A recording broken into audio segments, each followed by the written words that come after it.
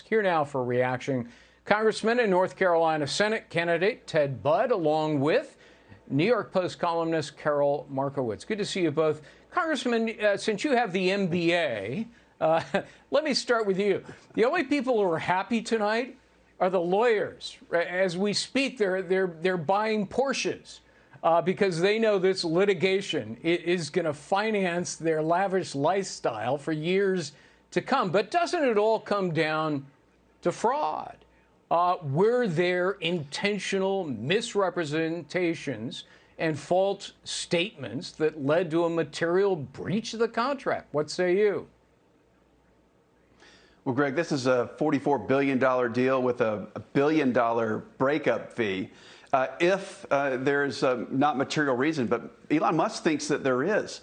He's finding out that Twitter, no surprise to us that are conservatives, is just not being transparent about their business practices. This is one of the reasons that I'm running for U.S. Senate. It's one of the reasons that we have to hold big tech accountable. It's one of the reasons we have to take a good look at CDA Section 230, or the Communications Decency Act of Section 230. I've got a plan for this. It's something I've been working on for years, and I'd like to do that in the U.S. Senate, and my plan's up on tedbudd.com. Yeah, I mean, listen, I totally agree with you. Giving liability protection is insane. Maybe it made sense at one point in time, a couple of decades ago, at the outset of the internet. But Karol, let me go to you on this. You know, I liken it to buying a car. If the seller knows it's a lemon with a history of problems, but claims it's a wonderful car and never had an issue, then the buyer is being defrauded here. And anybody who has ever used Twitter or pays attention to it knows that 5% fake accounts and spam and bots is ludicrous. It's way more than that. What do you think? Way more. Yeah, absolutely. I'm an avid Twitter user. There's no doubt about it that that number is far higher.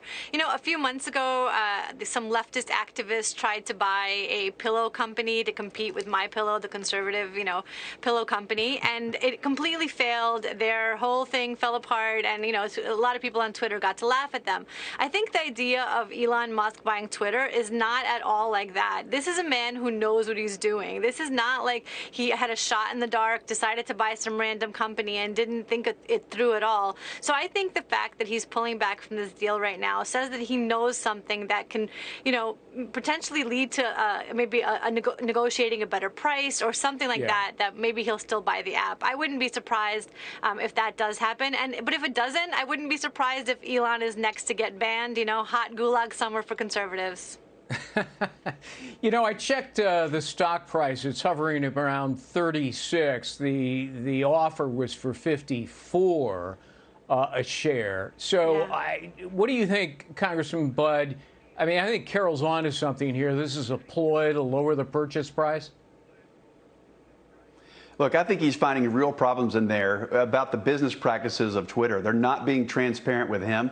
They're obviously not being transparent with their users or with conservatives.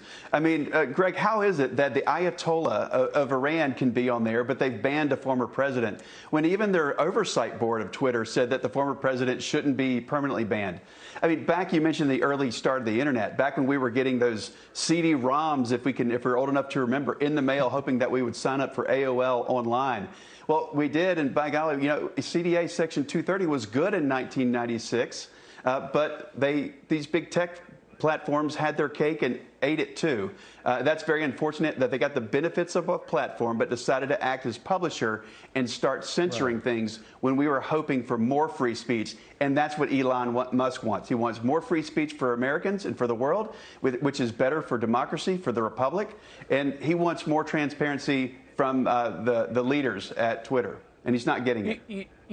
Karol, they got to be popping the champagne corks over at Twitter tonight. They can now resume their unfettered censorship, right? Yeah, absolutely. There was some covertly taken videos out by Project Veritas recently where we saw that Twitter employees were very openly calling themselves communist and saying, yeah, it's a very commie organization. So I imagine that there are a lot of employees who are happy about this. I can't imagine that, shareholders are very happy about this. This seems like a disaster for most people who own Twitter stock. So it remains to be seen who wins at the end of this. I don't know. My money's still on Elon. Not necessarily that he's going to buy it, but that he comes out on top here. Yeah, well, I can tell you that Tesla investors were not happy about his devoting so much attention to Twitter. We'll see how this thing washes out. Congressman, you're running for the Senate. Good luck to you. Karol, great to see you as always. Thank you. Hey, Sean Hannity here. Hey, click here to subscribe to Fox News YouTube page and catch our hottest interviews and most compelling analysis. You will not get it anywhere else.